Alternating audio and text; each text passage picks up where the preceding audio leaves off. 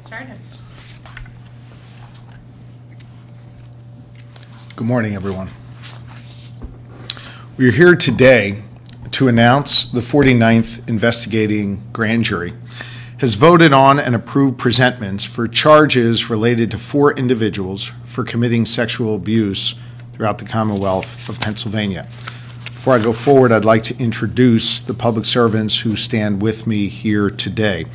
Executive Deputy Attorney General Jennifer Selber, Chief Deputy Attorney General Kirsten Hine, Chief Deputy Attorney General Ron Eisenberg, who's not with us but did important work on this case, Assistant Chief Deputy Attorney General Dan Dye, our lead prosecutor on this case, and Supervisory Special Agent Doug Hilliard. I also want to make mention and give thanks to the members of the grand jury. We appreciate their service. These are independent citizen grand jurors who participated in this process, reviewed and came to their own determination about evidence, and returned these charges that I'm here to announce today. As many of you know, our office takes the abuse of children very seriously. We have arrested over 500 offenders for taking advantage of and exploiting children all throughout this Commonwealth, and that work continues here today. The cases that we are here to announce are deeply disturbing, the allegations hard to imagine, while all sharing one common tie. The 19 victims and 4 men who are being charged with sexually violating them are all members of the Jehovah's Witness organization. Most of these defendants used their faith and church to gain access to their victims, to build their trust, and then molested them. Children who have a right to grow up in a safe community, but were defiled by members of their own congregations. Some defendants only looked as far as their own families to commit their abuse.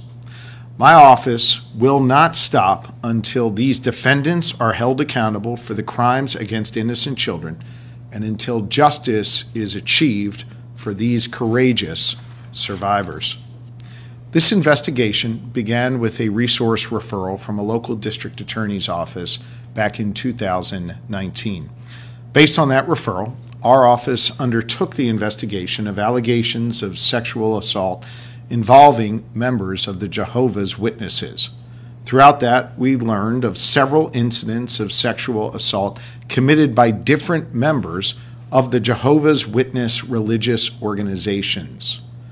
And as a result of our 3-year investigation, hundreds of hours of grand jury testimony, and dozens of witnesses, we filed charges against 4 individuals. I can report that early this morning, 3 of those men were taken into custody. 1 was arrested in Pennsylvania, 1 in the state of Georgia, and 1 in New York State. I want to thank the honorable men and women of the New Windsor Police, Butler Township Police, and the Coffee County Sheriff's Office in Georgia for their assistance in today's apprehensions. I will now go through each case individually, but encourage you to read the presentments, which will provide a greater level of detail of the crimes and the criminal counts that we are here charging today. First, Jose Serrano, 69, of Lancaster County. During the investigation, it was determined that Jose Serrano used his influence and common faith to sexually molest at least 6 minors, including his own daughter. He confessed to committing many of these criminal offenses to members of his community and to the grand jury. 2 of Serrano's victims testified in front of our grand jury, providing detail about the abuse that they suffered at his hands, which included groping that escalated into forcible rape. Serrano's own daughter testified to the grand jury that her mother would remind her to lock the door at night if her father was around. Serrano was charged with aggravated indecent assault, and endangering the welfare of children. Jesse Hill, 52 years old, formerly of Berks County, Pennsylvania, and now a resident of the state of Georgia. The grand jury heard testimony that Hill used his milling business to lure young boys in his Jehovah's Witness congregation with promises of alcohol, marijuana, and pornography. He lured them to his property for parties in the 1990s. He built a rapport with these victims, taking them to movie theaters and area malls and providing them with gifts. As time went on, Hill would expose himself to the children. He would grope them. He would force them to perform oral sex. Our investigation identified at least 10 victims of Mr. Hill's sexual crimes. Hill made statements admitting to many of these crimes. Jesse Hill is charged with rape, involuntary deviant sexual intercourse, and corruption of minors. Robert Ostrander, 56 years old, formerly of Cambria County, now a resident of New York State. Ostrander's abuse began in 2006 and was at first physical. This abuse was directed at his family. The grand jurors heard testimony from his stepdaughter, who said that by 15, the abuse became sexual, groping, and then wrestling, and then eventually sexual assault. Ostrander and his family, including his stepdaughter, were active members of Jehovah's Witness congregation. As a result of that membership and the relationship that he and his family enjoyed, his stepdaughter became friends with another girl Ostrander was given unsupervised access to. He exploited that access and sexually assaulted her as well. Ostrander is charged with indecent assault, endangering the welfare of children, and corruption of minors. All of the charges against these three defendants have been filed in the corresponding counties of Lancaster, Berks, and Cambria, and will be prosecuted by my office, led by Dan Dye.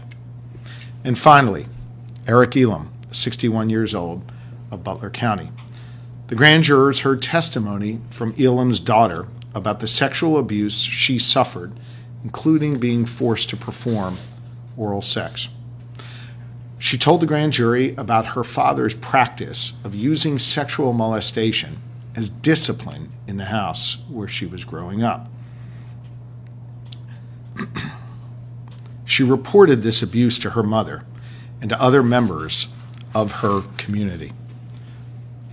Through the documents obtained during our investigation, we obtained a summary of a meeting where Elam told others that the accounts of sexual assault must be true if she said them because, quote, his daughter does not lie.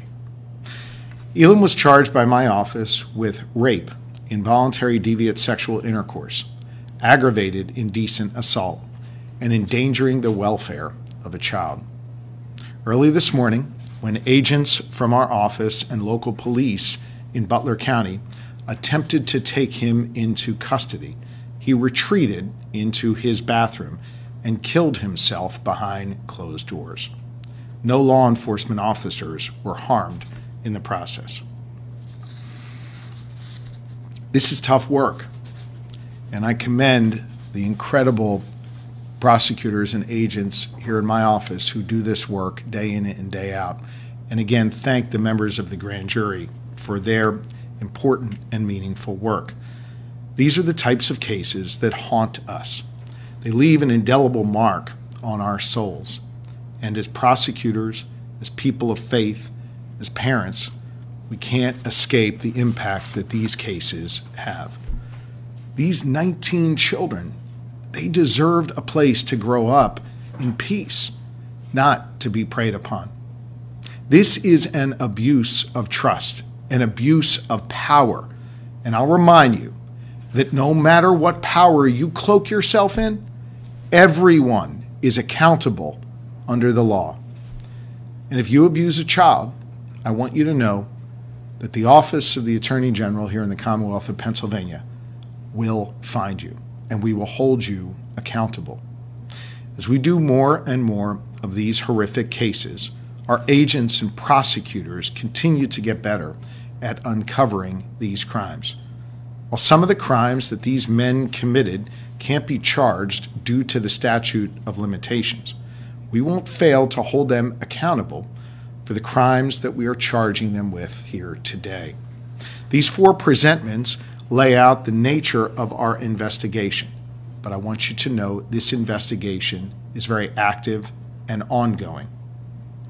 I will not comment on these cases or any other matters related to this investigation beyond that at this time, but I will repeat our call to anyone who has suffered abuse.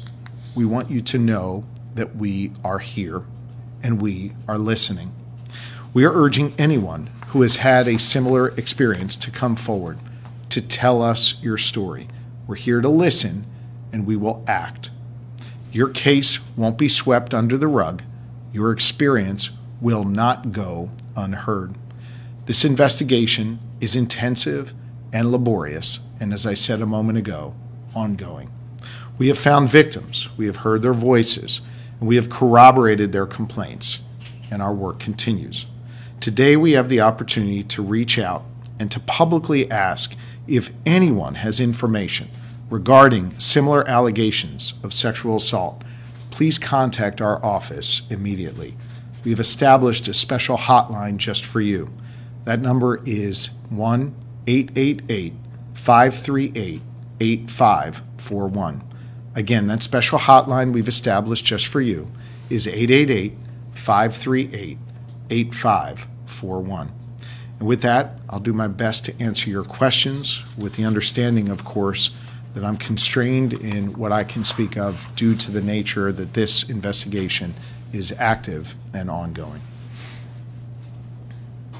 Right now, are there other suspects that you're still investigating? And do you have any reason to believe that nationally this could be a bigger national case with more suspects in other states?